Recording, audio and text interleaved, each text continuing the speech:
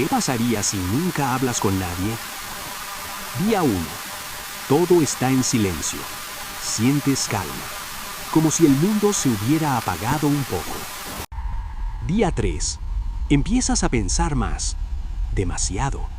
Tu mente llena el vacío, como una radio que no puedes apagar. Día 7. Te hablas en la cabeza todo el tiempo. Respondes preguntas que nadie hizo.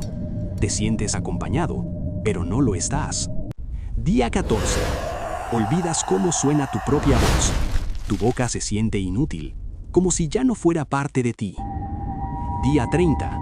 Los pensamientos se vuelven raros, confusos, se mezclan, como sueños que no terminan nunca. Día 60. Empiezas a escuchar cosas. No vienen de afuera, pero se sienten reales. Día 120.